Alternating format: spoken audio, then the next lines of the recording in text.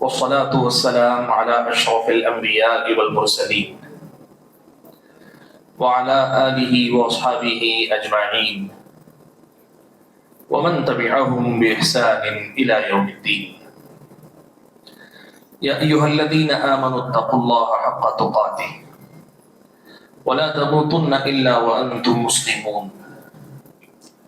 يا أيها الناس اتقوا ربكم الذي خلقكم من نفس واحدة وخلق منها زوجها وبث منهما رجالا كثيرا ونساء واتقوا الله الذي تساءلون به والأرحام إن الله كان عليكم رقيبا.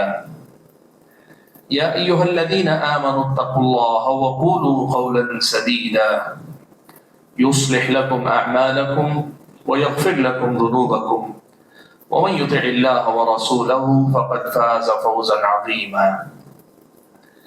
أما بعد فأعوذ بالله من الشيطان الرجيم. بسم الله الرحمن الرحيم. لقد كان لكم في رسول الله أسوة حسنة لمن كان يرجو الله واليوم الآخر وذكر الله كثيرا. محترم حضرات اور پردہ نشین خواتین اسلام، اللہ رب الجلال کا بے انتہا فضل و کرم ہے کہ آج اس کے اس گھر میں مجھے اور آپ کو مل بیٹھنے کا اس نے موقع عطا فرمایا. دین کی کچھ ضروری باتیں جن کا تعلق میری اور آپ کی عملی زندگی سے ہے، ایسی کچھ باتیں پڑھنے پڑھانے سننے سنانے کی توفیق سے ہم سب کو مالا مال فرمایا. آپ کے سامنے آج کی اس مجلس میں گفتگو کرنے کے لیے میں نے ایک ایسے عنوان کا، ایک ایسے موضوع کا انتخاب کیا ہے کہ اس کی تفصیلات میں اگر میں جانا چاہوں تو حق یہ ہے کہ یہ سلسلہ وار درس ہو سکتے ہیں. میں ان کی تفصیلات میں گئے بغیر آج بنیادی ایک اہم مسئلہ آپ کے سامنے رکھنا چاہتا ہوں، اور وہ مسئلہ یہ ہے کہ امت محمدیہ اللہ تبارک و تعالیٰ کی ناراضگی کی مستحق جو ہوگی، جب بھی ہوگی، یا امت عروج کے بجائے زوال کی طرف جائے گی جب بھی جائے، چاہے اب کے حالات ہوں یا اللہ نہ کرے کل اور برے ہوں، یا اللہ نہ کرے کہ اچھے ہو کر پھر برے ہوں، جب بھی زوال کی طرف امت جائے گی، یا یوں کہیے کہ جب کبھی امت کے اندر بگاڑ پیدا ہوگا تو اس بگاڑ کے پیچھے ایک بہت بڑی وجہ، ایک بہت بڑا سبب اللہ کے نبی صلی اللہ علیہ وسلم نے ہم اور آپ کو بتایا، جس کی طرف سے ہمارے سماج میں غفلت پائی جاتی. میں اسی غفلت پر صرف آج آپ کو متنبہ کرنا چاہتا ہوں، آپ کے ذریعے آپ کے گھرانوں کو، آپ کے متعلقین احباب کو یہ بات یاد دلانا چاہتا ہوں کہ کئی بار ایسا ہوتا ہے کہ جس طرح بیماریوں میں آدمی بعض بیماریوں کو بہت معمولی سمجھتا ہے، وقت پر علاج نہیں کرتا، توجہ نہیں دیتا ہے، تو بعد میں چل کر پتہ چلتا ہے کہ وقت رہتے شاید علاج کی کوشش کی گئی ہوتی تو شفا مل جاتی، بیماری اتنی بڑی نہ ہوتی، آپریشن کی ضرورت نہ ہوتی. یہ جو ہم اپنے جسمانی امراض کے سلسلے میں کہتے ہیں، کچھ یہی معاملہ اس مرض یا اس غلطی کا بھی ہے جس کا تذکرہ میں آج آپ کے سامنے کرنے جا رہا ہوں. میں گفتگو کا آغاز قرآن مجید کی اس آیت سے کرتا ہوں جو میں نے آپ کے سامنے حمد و صلات کے بعد پڑھی. اللہ تعالیٰ نے اس آیت میں بات بیان فرمائی کا لَقَدْ كَانَ لَكُمْ فِي رَسُولِ اللَّهِ أُسْوَةٌ حَسَنَةٌ لِمَنْ كَانَ يَرْجُو اللَّهَ وَالْيَوْمَ الْآخِرَ وَذَكَرَ اللَّهَ كَثِيرًا. اللہ تعالیٰ کے پاس آخرت میں کامیابی جسے مقصود اور مطلوب ہے، اس کے لیے اللہ تعالیٰ نے پیارے نبی صلی اللہ علیہ وسلم کی شخصیت اور آپ کی سیرت کو ایک بہترین نمونہ بنا کر اللہ تعالیٰ نے رکھ دیا. اب ہمارا اور آپ کا کام کیا ہے؟ ہمارے دین کو اللہ نے اتنا آسان کر دیا ہے کہ ہمیں زیادہ محنت نہیں کرنی ہے، صرف یہ دیکھنا ہے کہ رسول اکرم صلی اللہ علیہ وسلم کا راستہ کون سا ہے، جان لینا ہے، اس پہ عمل کرنا ہے. جو چیز رسول اکرم صلی اللہ علیہ وسلم کا راستہ نہیں ہے اس کو چھوڑ دینا. بہت آسان کر دیا اللہ تعالیٰ نے دین ہمارے لیے. جو محنت ہم کو کرنی ہے وہ سنت کو پہچاننے کے لیے کرنی ہے. اللہ کے نبی کا طریقہ کیا، اس کو پہچاننے کے لیے محنت کرنی ہے. اس سے آگے کچھ ایکسٹرا ایفرٹ لگانے کی، کچھ ضرورت سے زیادہ محنت کرنے کی اللہ تعالیٰ نے ہمیں ضرورت نہیں رکھی، ہمیں بے نیاز کر دیا اللہ تعالیٰ نے۔ یہ ایک ایسی حقیقت اور یہ اتنی بڑی نعمت ہے کہ جس کو وقت رہتے ہوئے مسلمانوں کو اچھے سے سمجھ لینا چاہیے۔ آپ کو معلوم ہے حضرت عبداللہ بن مسعود رضی اللہ تعالیٰ عنہ اس بات کو کتنے اچھے سے سمجھے اور سمجھاتے تھے، کہتے تھے اتبعوا ولا تبتدعوا فقد کفیتم، لوگوں تم جو ہے یہ طے شدہ راستے کی پیروی کرو، تم اتباع کرو۔ اتباع کہتے ہیں پیچھے چلنے کو، یعنی کوئی آپ سے پہلے آگے جا چکے ہیں، ان کے نقش قدم کو فالو کرتے ہوئے تم پھر پیچھے پیچھے چلتے چلے جاؤ۔ وَلَا تَبْتَدِعُوا، ہم ترجمہ کئی بار یوں کرتے ہیں بدعتیں ایجاد مت کرو۔ میں آج اس کو ترجمہ تھوڑا سا الفاظ بدل کے کرتا ہوں تاکہ اس کی روح سمجھ میں آ سکے۔ کسی نئی چیز کی تلاش اور جستجو میں مت رہو، ایک طے شدہ جو راستہ ہے اس راستے پر چلتے چلے جاؤ، کسی نئی چیز کی تلاش اور جستجو میں مت رہو۔ کیوں؟ کہا فقط کفیتم۔ حضرت عبداللہ بن مسعود نے یہ جو جملہ کہا نا، یہ اتنا بامعنی جملہ، معنی خیز جملہ ہے کہ ہمیں جو اپنی روح میں اتار لینا چاہیے کہ فقط کفیتم، بھئی تمہیں اللہ تعالیٰ نے اس محنت سے بے نیاز کر دیا، تم کافی، تمہاری طرف سے کوئی اور کافی ہو چکا ہے، یعنی کوئی اور یہ ذمہ داری لے چکا ہے کہ محنت کرنا، نیا کام، نئی چیز تلاش کرو، محنت کرو، پہچانو، اس سے اللہ تعالیٰ نے تمہیں بے نیاز کر دیا۔ تمہارا کام صرف یہ ہے کہ اتباع کرو، طے شدہ راستہ، واضح راستہ، ایک دم دو ٹوک راستہ۔ کتنا واضح ہے معلوم آپ کو؟ سبحان اللہ، پیارے نبی صلی اللہ علیہ وسلم سے سنن ابن ماجہ کی روایت میں الفاظ اللہ کے نبی نے کہا ترکتکم علی البیضاء لیلها کنہارها لا یزیغ عنها الا ہالک۔ میں نے تمہیں، اب جانتے ہیں دنیا میں جب ہم راستوں پہ چلتے ہیں، دنیا کے جو راستے گلی کوچوں پہ ہم گھومتے ہیں تو یہاں دن بھی آتا ہے، رات بھی آتی ہے۔ دن آتا ہے تو اجالا ہے، رات آتی ہے تو اندھیرا ہے۔ اللہ کے نبی نے کہا میں نے جس راستے پہ چھوڑا ہے نا وہ بیضاء، روشن راستہ ہے، لیلوہا کا نہاریہ، اس قدر زیادہ روشن راستہ ہے کہ یہاں رات بھی آتی ہے تو اس کی رات بھی اس کے دن کی طرح روشن ہے۔ اتنا واضح راستہ میں نے تمہارے پاس چھوڑا ہے، اور اسی لیے اس کے بعد فوراً اللہ کے نبی نے کہا لا یزیغ عنہا بعدی الا ہالک، اس راستے پر سے میرے بعد وہی ہٹے گا جسے ہلاک ہونا ہے، یعنی وہی آدمی جائے گا جسے ہلاک ہونا ہے۔ جو جان بوجھ کے گڑھے میں کودنا چاہے اس کو کیا کریں گے؟ ورنہ اللہ کے نبی نے اس دین کے مسئلے کو اتنا آسان کر دیا، طے شدہ راستہ ہے، سنت ہے، ایک راستہ واضح۔ عقیدہ یہ رکھو، عبادت ایسے کرو، معاملات میں ان اصولوں کی پابندی کرو، اخلاق ایسے ہونا چاہیے۔ آپ کو کچھ نیا کرنے کی ضرورت نہیں۔ جیسے اب آپ جانتے ہیں ٹریفک کا مسئلہ ہے، قانون بنانے پڑتے ہیں، ٹریفک بڑھ جاتی ہے تبدیل کرنا پڑتا ہے۔ شریعت میں اللہ نے اس قسم کا کوئی معاملہ نہیں رکھا، یہاں کے تقریباً مسائل جمائے بنے بنائے اللہ نے رکھے، اسی پر چلتے چلے جاؤ، تمہیں کسی نئی چیز کی تلاش میں پڑنے کی ضرورت نہیں ہے، اللہ نے تم کو بے نیاز کر دیا۔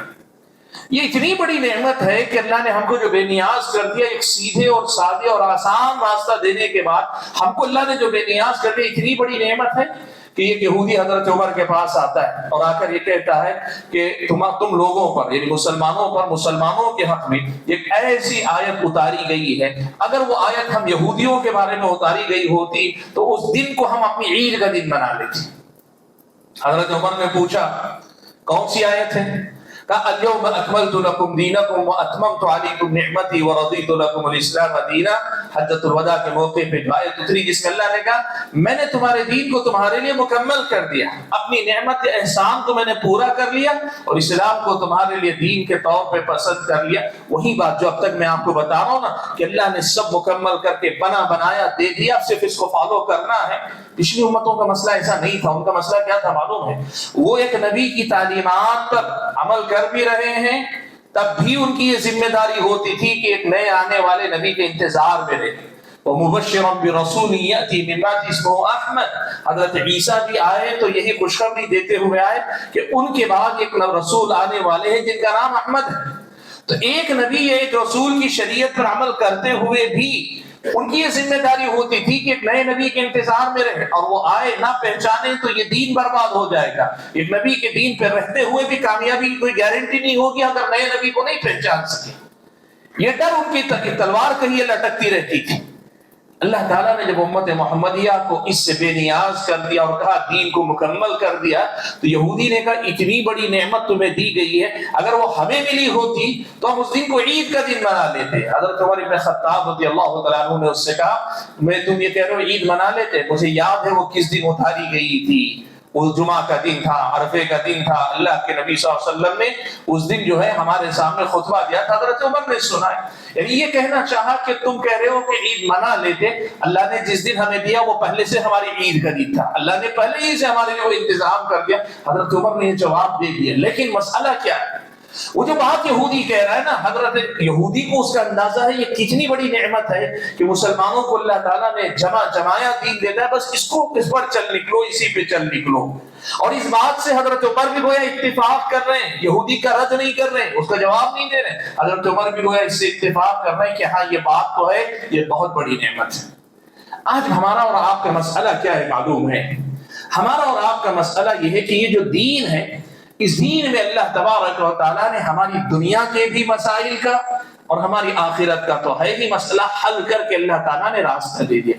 آج ایک مسلمان سادگی کے ساتھ ہر معاملے میں، عقیدہ ہو، عبادات ہو، معاملات ہو، اخلاق ہو، معمولات زندگی کی بات ہو، صبح و شام ہو، خلوت و جلوت ہو، اگر اللہ کے نبی کی سنت معلوم کر کے صرف اس پہ عمل کر لے، امت کامیاب ہو جائے گی، فرد کامیاب ہو جائے گا، خاندان قبیلہ کامیاب ہو جائے گا، مرد و عورت کامیاب ہو جائے، ہر آدمی اپنی جگہ کامیاب ہو جائے گا۔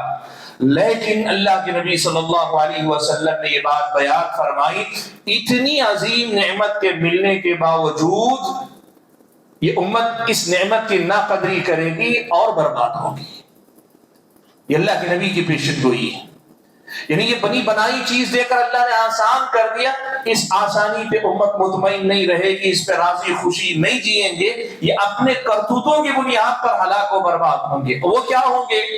اللہ کے نبی نے کہا، صحیح بخاری و مسلم کی روایت ہے، حضرت ابو سعید خدری رضی اللہ تعالیٰ عنہ روایت فرماتے ہیں، اللہ کے نبی نے کہا لَتَتَّبِعُنَّ سَنَنَ مَنْ كَانَ قَبْلَكُمْ، تم اپنے سے پہلے والے لوگوں کے نقش قدم پر چلو گے۔ کیسے؟ اللہ کے نبی نے کہا شبرا بشرا شبر وذراعا بذراع، اگر بارش ہے تو بارش کی برابری کرے گا، ہاتھ کی برابری کرے گا، یہاں تک کہ اللہ کے نبی صلی اللہ علیہ وسلم نے کہا حتی لو دخلوا جحر ضب لدخلتموه، اگر وہ گھوڑپڑ کی کا جو سوراخ ہوتا ہے، اس کا جو بل ہوتا ہے، اس میں بھی اگر وہ داخل ہوئے ہوں گے پچھلی امت کے لوگ، تو تم بھی ان کے پیچھے پیچھے اس بل میں داخل ہوگے۔ یہ اللہ کے نبی نے بات کہی۔ اس میں کیا ہے معلوم آپ کو؟ اللہ کے نبی کی طرف سے یہ پیشن گوئی ہے کہ جس طرح یہود و نصارہ آسمانی کتاب، آسمانی ہدایت رکھنے کے باوجود برباد ہوئے، کیسے برباد ہوئے؟ کتاب کو بدل دیا، کتاب کو چھوڑ دیا، کتاب کو ضائع کر دیا، تو جس طرح وہ برباد ہوئے، مسلمان بھی، امت محمدیہ کے افراد بھی، یہ جو اللہ تعالیٰ نے بے نیاز کر دیا ہے، اتنی بڑی دولت رکھنے کے باوجود وہ اس پر مقتنع نہیں رہیں گے، اس پہ رکنے والے نہیں رہیں گے، اس پہ بس کرنے والے نہیں رہیں گے، یہود و نصارہ کے نقش قدم پر چلیں گے۔ اور یہ نقش قدم پر چلنا، یا ان کی پیروی کرنا، یا ان کی مشابہت اختیار کرنا، یا ان کے طور طریقوں پر چلنا یہاں تک ہوگا کہ کوئی فرق یہود و نصارہ میں اور مسلمانوں میں سے ان کے نقش قدم پر چلنے والوں میں باقی نہیں رہے گا۔ یہ جو حدیث ہے نا، اس حدیث میں جو پیغام ہے وہ میں آپ کو اصل میں دینا چاہتا ہوں، اور یہی بات میں نے کہی، ایک بنیادی پیغام صرف آپ کو دینا ہے، وہ یہی پیغام ہے۔ دیکھیے، ہمیں جن دروازوں کی طرف سے چوکنا رہنا ہے، ہم سے ہمارا دین جو چھوٹے گا، چھینے گا، ہم جو اپنے دین سے دور جائیں گے، اس کی ایک بہت بڑی وجہ ہوگی یہود و نصارہ کے نقش قدم پر چلنا، ان کی مشابہت اختیار کرنا، ان کے طور طریقوں کو اپنی زندگی میں لانا۔ وہ جو غلطیاں انہوں نے ماضی میں کی تھی، وہ اپنی زندگی میں مسلمان بھی کرنے لگے۔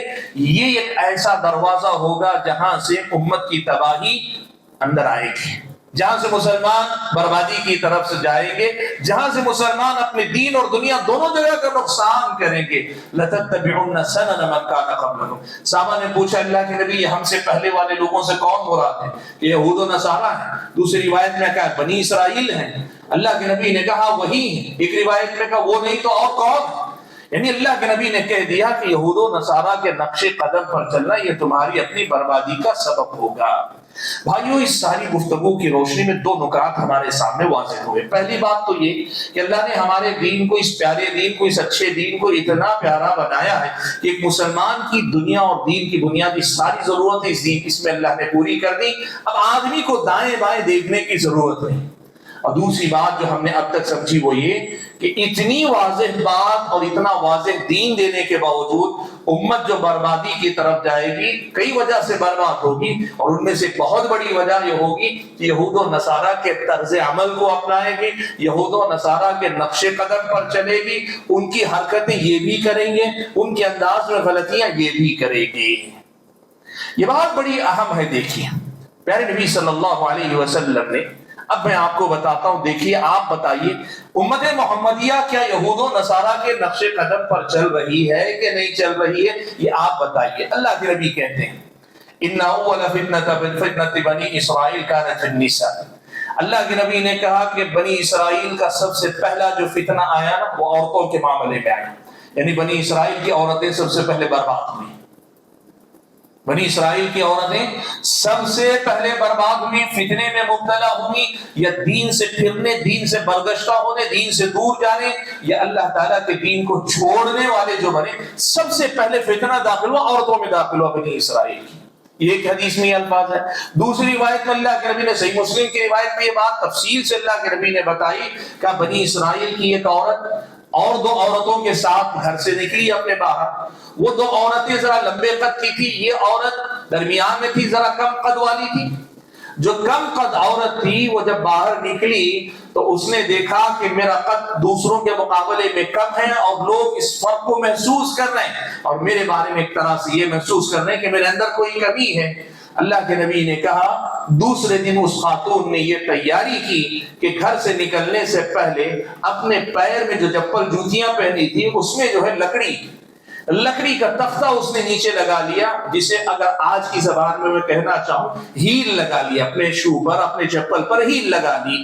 اور اس کے ساتھ اللہ کے نبی نے کہا کہ اس نے انگوٹھی پہنی، انگوٹھی کے اندر اس نے خوشبو کا یہ بھرا ہوا تھا، مادہ بھرا ہوا تھا، آج کہیں زبان میں پاؤڈر، کسی کا خوشبودار پاؤڈر. اب وہ جب نکلی دوسرے دن تو ایسے نکلی کہ ان دو عورتوں کے قد کے برابر اس کا بھی قد نظر آ رہا ہے، اور ساتھ میں راستہ چلتے ہوئے ہاتھ ہلا کے اللہ کے نبی نے بتایا وہ ایسے ہاتھ کو حرکت دیتی تو وہ جو خوشبو والی انگوٹھی اس نے پہنی ہے اس سے خوشبو لوگوں کے اندر پھیلنے لگتی تھی. اس طرح اس نے کیا کیا، اپنے قد کو بڑھا کر ایک طرح سے نمایاں کیا اپنے آپ کو، اور اس کے ساتھ خوشبو استعمال کر کے یا خوشبو کو پھیلاتی ہوئی نکلی. اللہ کے نبی نے کہا یہ بنی اسرائیل کی عورتوں کا فتنہ تھا. اب آپ مجھے بڑی ذمہ داری کے ساتھ بتاؤ، کیا یہ ہماری گھر کی عورتوں میں یہ فتنہ پایا جاتا ہے کہ نہیں پایا جاتا؟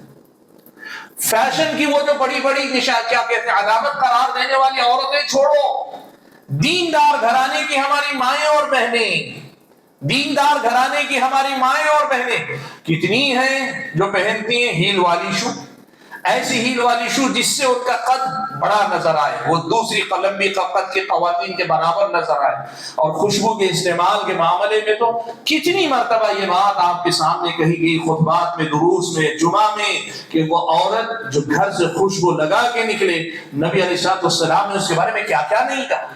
اللہ کے نبی نے یہاں تک کہا کہ وہ بدکار عورت.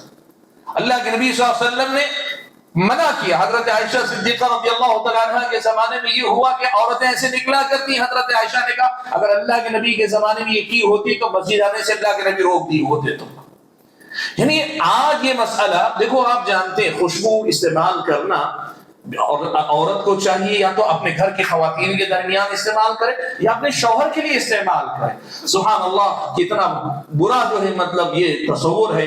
گھر کے اندر عورت جب تک رہتی ہے، اکثر بہت ساری عورتیں، سب نہیں ہوں گی الحمدللہ، بہت ساری اچھی بھی ہیں، لیکن اکثر عورتوں کا معاملہ نہ بنتی ہیں، نہ سنورتی ہیں، نہ خوشبو استعمال کرتی. جس شوہر کے لیے بننا سنورنا اس کے لیے نہیں بنتی، گھر سے باہر نکلتی ہیں تو بننے سنورنے کا اہتمام کرتی.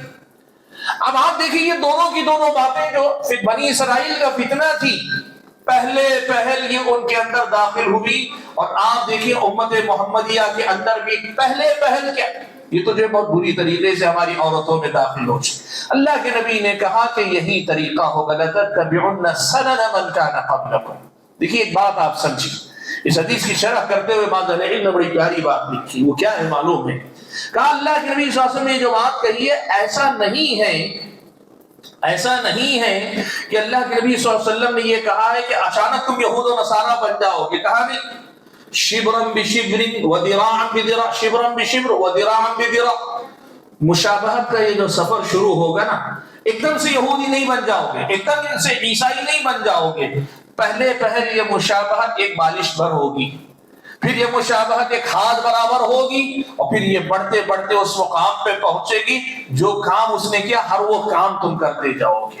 یعنی یہ کام جو ہوگا مرحلہ وار ہوگا، سلسلہ وار ہوگا، درجہ بدرجہ ہوگا، قدم بقدم آدمی کرتا جائے گا۔ آپ کو معلوم ہے اللہ کے نبی صلی اللہ علیہ وسلم نے مسلمانوں سے کہا ہے کہ غیروں سے مشابہت نہ اختیار کرو، غیر جو مسلمانوں کے علاوہ کسی بھی قوم کے لوگ ہوں ان سے مشابہت اختیار نہ کرو۔ اللہ کے نبی نے کہا کیوں؟ ایسے ہی ہوگا، کیسے ہوگا معلوم؟ آدمی سب سے پہلے تہذیب کے معاملے میں، کلچر کے معاملے میں کیا کرے گا؟ اپنا جو کلچر، مسلم کلچر، اسلامی کلچر، اس کو نہ اپنا کر دوسرا کلچر، چاہے ویسٹرن کلچر کہیے یا آپ نے ایسٹرن کلچر کہیے، مشرق کہیے، مغرب کہیے، شمال کہیے، جنوب، یعنی مسلم اور اسلامی کلچر کو چھوڑ کر دوسرے کلچر میں مشابہت اختیار کرنا شروع کرے گا۔ یہ کیا ہے؟ یہ ہے ایک بالش، دو بالش، تین بالش، پھر اس کے بعد آدمی کیا کرے گا؟ ایک ہاتھ مشابہت اختیار کرے گا، اور پھر آدمی پورا کا پورا اسی رنگ میں رنگ جائے گا۔ ایک بڑی ذمہ داری سے ایک بات کہتا ہوں، دیکھیے اکثر یہ مشابہت شروع ہوتی ہے تہذیب اور کلچر کے معاملے میں، لباس ان جیسا پہننا، رہن سہن ان جیسا، بات چیت کرنے کا ڈھنگ ان کے جیسا، فیشن ان کے جیسا، یہاں سے شروعات ہوگی جو کہ کلچر کا حصہ ہے، ظاہر سی بات ہے، اور اس میں بہت حد تک شریعت میں حرام قرار دینے کا مرحلہ بعد میں آتا ہے، بہت ساری چیزیں مباح یا مکروہ کے درجے میں ہو سکتی، لیکن آدمی کی شروعات یہیں سے ہوگی۔ انجام کہاں ہوگا معلوم ہے؟ آج آپ دیکھ لو جو غیر مسلموں سے پہلے نزدیکیاں بڑھاتے ہیں، ان میں اور اپنے درمیان فرق ختم کرتے جاتے ہیں، وہ نہیں چاہتے کہ شکل دیکھ کر پتا چلے یہ مسلمان ہے کہ عیسائی ہے کہ کرسچن ہے کہ ہندو، فرق نہ چلے، یہ اس کلچر کو پسند کرتے ہیں بہت سارے لوگ، پسند کرتے کرتے کہ اس مقام پر پہنچتے، معلوم آپ کو اس مقام پہ پہنچتے ہیں جہاں جو کرسمس آئے تو ہیپی کرسمس کا میری کرسمس کہتے ہیں۔ اب میری کرسمس کا معنی اگر کوئی آدمی مسلمان کی حیثیت سے سمجھے گا، اسے پتا چلے گا کفریہ عقیدہ ہے، کوئی مسلمان یہ کہہ نہیں سکتا۔ اگر وہ واقعی میری کرسمس کا معنی سمجھتا ہے تو وہ مسلمان کبھی وہ بولے گا نہیں، لیکن وہ جو بات چلی نا کہ ہم میں تم میں کوئی فرق نہیں، ہم تم جیسے، تم ہم جیسے، ہم تمہارے مشابہ تم ہمارے مشابہ، وہ جو بات ہے جو اللہ کے نبی نے کہا شبرم بشبرن، پہلے بالش پھر ہاتھ، پھر اس کے بعد آدمی ہوتے ہوتے انہی کے نقش قدم پر چلنے لگے گا۔ تہذیب سے شروع ہونے والا سفر مذہب پہ آ کے ختم ہوگا، تہذیب سے شروع ہونے والا یہ سفر مشابہت کا، مماثلت کا، مذہب پر آ کر ختم ہوگا۔ نتیجہ یہ ہوگا جیسے اہل کتاب نے اپنا اصلی اور حقیقی دین گنوا دیا، امت محمدیہ کے بھی وہ لوگ جو اس غلطی کا شکار کریں گے وہ بھی اپنا دین گنوا دیں گے۔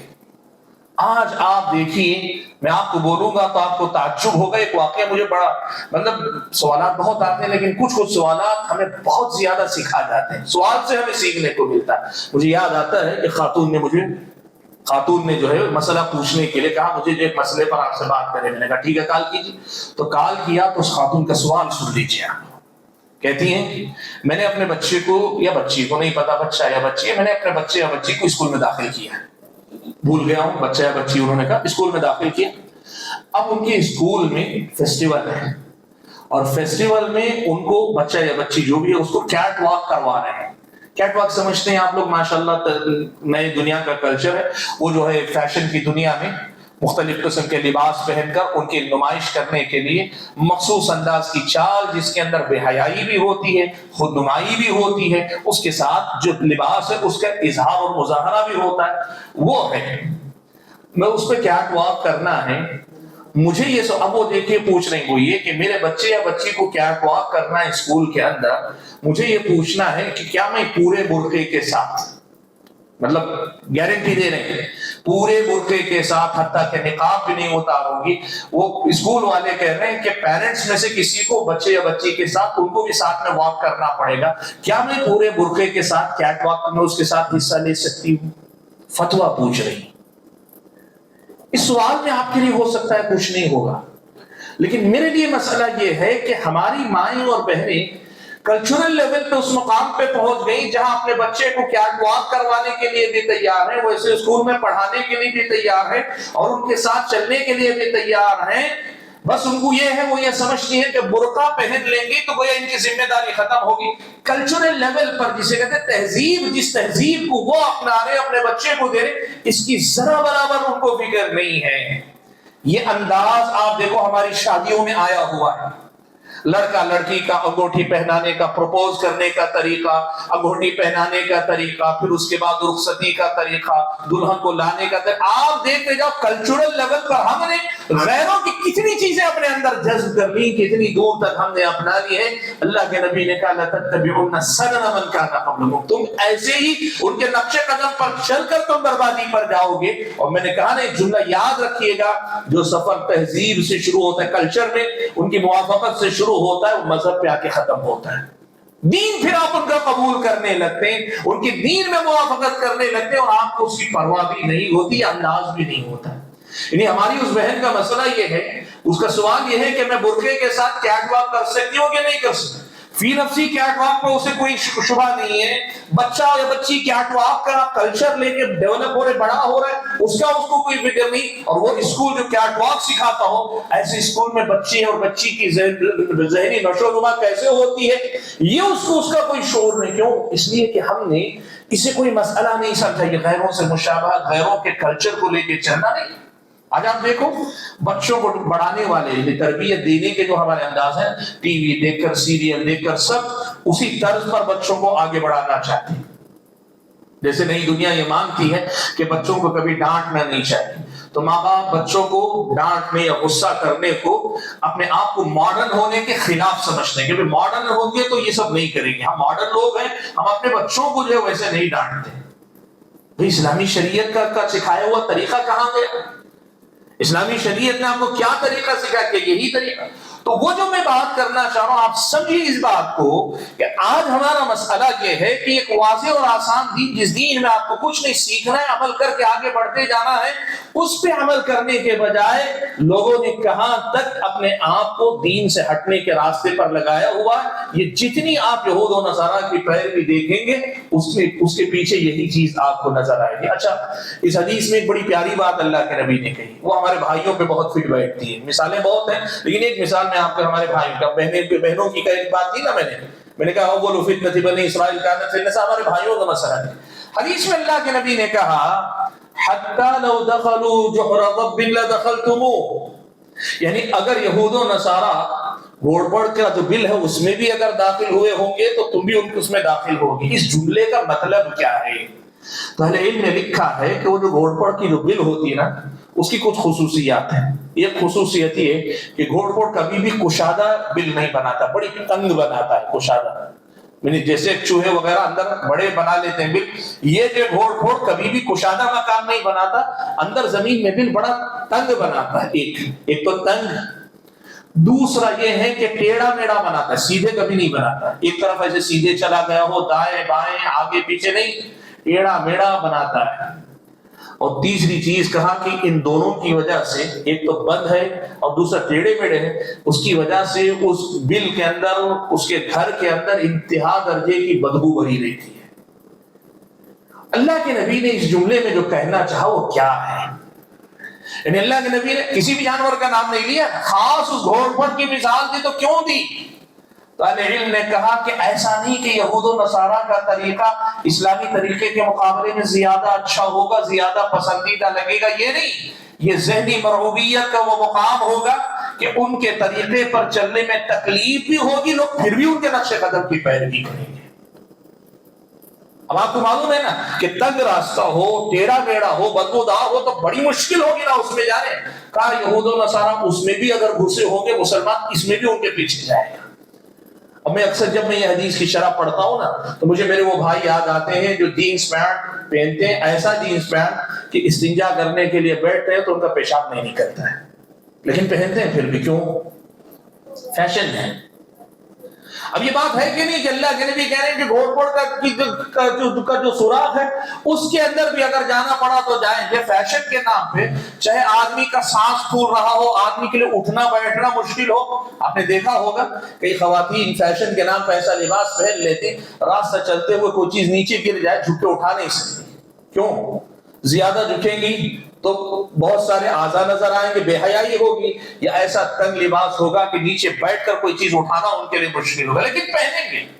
فیشن کے نام پہ, کلچر کے نام پہ وہ سب کریں گے جس میں تکلیف ہوگی, لیکن پھر بھی کریں گے. مسئلہ کیا ہے؟ مسئلہ یہ نہیں کہ جس میں ان کی مشابہت اختیار کر رہے ہیں, ان کی پیروی کر رہے ہیں, وہ بہت اچھا ہے, نہیں اچھے کی بات نہیں.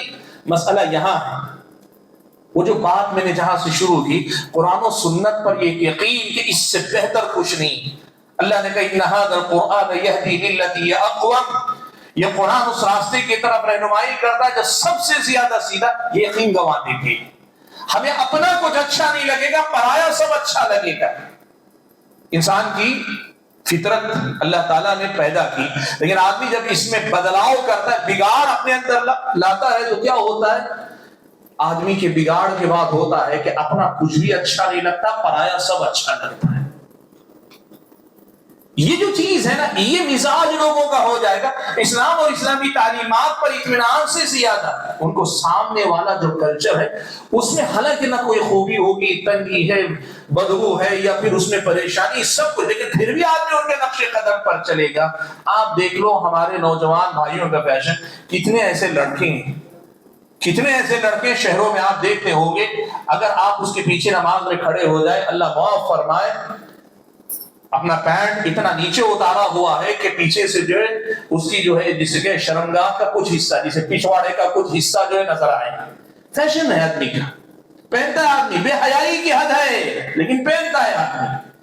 یہ وہ چیزیں ہیں جہاں سے فساد اور بگاڑ ہمارے سماج میں آ رہا ہے. میں یہ بات اس لیے کہنا چاہ رہا ہوں کہ ہم الحمدللہ مذہب کے معاملے میں بڑے حساس ہیں کہ نہیں ہم جو یہودیوں کی عبادتوں میں نہیں جائیں گے, عیسائیوں کی عبادتوں کی مشابہت اختیار نہیں کریں گے. لیکن یہ سمجھنے والی بات ہے کہ جو کلچر ہے, جو تہذیب ہے, وہ ہماری رگ و پے میں بس گئی اندر تک. میں نے کہا دیندار گھرانے اس سے بچے نہیں ہیں, ہمارے اور آپ کے گھرانے اس سے پاک نہیں ہو پا رہے ہیں. تو آپ بتائیے جب یہ بگاڑ اس حد تک پہنچے گا تو پھر کیا یہ سفر جاری رہ کر دین سے دوری, دین سے دستبرداری یا دین کے ساتھ سمجھوتے کا سفر جاری نہیں رہے. یہ وہ میدان ہے جہاں ہم اور آپ کو اپنے آپ کی اصلاح کرنے کی فکر کرنی چاہیے.